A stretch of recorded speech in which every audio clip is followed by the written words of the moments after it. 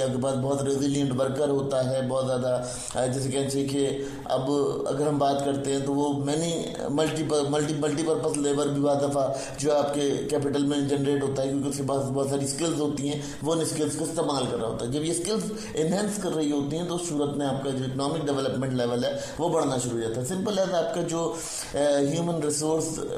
Mechanism है वो mechanism shift हो जाता है एजुकेटेड पे, बजाय इसके कि बैकवर्ड लेवल पर रहे, एजुकेटेड होता है, उसके पास बहुत ज़्यादा स्किल्स होती हैं, वो उन स्किल्स को परफॉर्म करता है और उस स्किल्स के ऊपर उनका एक जिसे कहना चाहिए कि उनका एक लेवल अप होता है। और लेबर जब आपके कहीं आप उसकी जो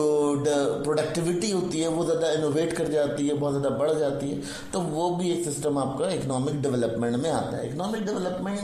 का एक प्रिंसिपल जो ह्यूमन कैपिटल वाला है, ये बहुत ज़बरदस्त प्रिंसिपल है, ये बाकायदा पूरा टॉपिक है और इस पूरे टॉपिक को डिस्कस भी किया जाएगा, फर्दर इसको एलिब्रेट करेंगे क्योंकि ये बहुत ज़्यादा इंपॉर्टेंट है। अच्छा, इसके साथ जो है अगर हम कभी HR की बात करते हैं, ह्यूमन रिसोर्स की बात करते हैं, तो ये सारा का सारा जो टॉपिक्स हैं वो यहाँ कवर करे जाएंगे अगर हम ह्यूमन रिसोर्स के ऊपर बात करेंगे। इसी टॉपिक के अंदर हम ह्यूमन रिसोर्स को भी डिस्कस करेंगे, क्योंकि बेसिकली जब हम मैक्रो इकोनॉमिक लेवल पे बात करते हैं तो ये जो कैपिटल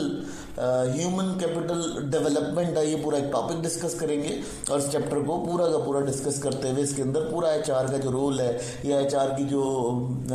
स्किल नापने का जो मेजरमेंट है उसको भी डिस्कस करेंगे, उसे भी एलोबरेट करेंगे ताकि आपको समझ आ सके कि बेसिकली HR का रोल क्या होता है। हम जिस जगह रोल प्ले कर रहे होते हैं, भाई वही बात है, हमने ChatGPT के असाइनमेंट जमा करा दिए, फिर हम उनके HR होल्डर, तो अब हम HR में जब गए तो हमने जो है ना वो ChatGPT का तो असाइनमेंट दिए हुए थे, हमें पीछे पता ही नहीं था कि पीछे क्या है। तो